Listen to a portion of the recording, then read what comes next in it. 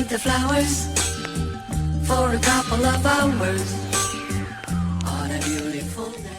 Et bien salut à tous les fans de Dragon Ball, c'est Trunks Review et on se retrouve aujourd'hui pour le 3ème épisode de la série Et si. On essaye d'imaginer une suite à l'histoire de Dragon Ball si un événement majeur ne se serait pas passé. Donc, comme vous avez pu voir dans le titre, aujourd'hui on va parler de Mirai Gohan et on va essayer de répondre à la question et si Mirai Gohan n'était pas mort. Je remercie Black Sama qui m'a donné cette idée de vidéo, je vais mettre le lien de sa chaîne dans la description. Et vous aussi n'hésitez pas à me dire en commentaire vos idées pour les épisodes à venir. Vous inquiétez pas, je lis tous les commentaires. Il est fort probable que l'idée que vous allez mettre dans le commentaire, ça sera le prochain épisode. Ceci étant dit, on peut commencer la vidéo. Donc pour rappel, Mirai Gohan est le mentor de Trunks, mais surtout il est le seul survivant parmi les guerriers de la Z-Team. Honnêtement, je me suis toujours demandé pourquoi il est le seul à avoir survécu aux attaques des cyborgs. On n'aura sûrement jamais la réponse, faut être honnête, mais pour ma part, je crois qu'il y a deux possibilités. Soit il n'est pas parti les combattre étant donné qu'il était jeune, ou peut-être les cyborgs avec le peu d'humanité qu'ils ont, ils l'ont laissé vivant. Ou peut-être une autre solution qu'on ne sait pas. Bref, donc Mirai Gohan est un personnage très atypique et très apprécié des fans de Dragon Ball. Et surtout, il est très fort puisqu'il a réussi à se transformer en Super Saiyan alors que personne ne lui a appris. Étant donné que son père Sangoku était mort, Vegeta était mort aussi, Piccolo, son mentor en quelque sorte, était mort lui aussi, il était totalement seul. Et donc par la suite, il va se battre durant de nombreuses années contre les cyborgs, il va en perdre son bras, et après de longues années de résistance, Cell va le tuer et il laisse donc Trunks seul pour sauver l'humanité. La suite vous la connaissez tous, Trunks va dans le passé pour les prévenir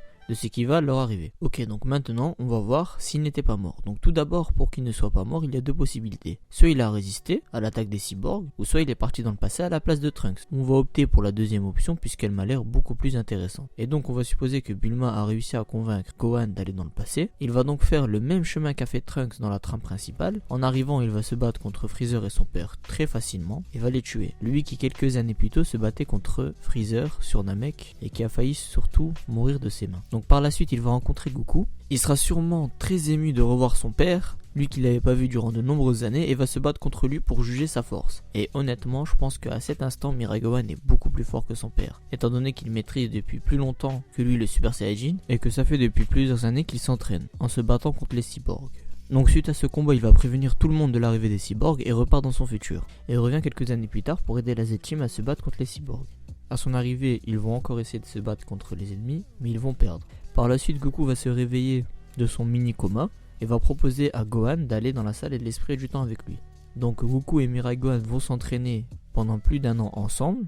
On peut aussi supposer que Gohan du présent s'est entraîné avec Vegeta. Donc Goku et Gohan ressortent de la salle de l'esprit du temps très fort, même beaucoup plus fort que dans la trame principale.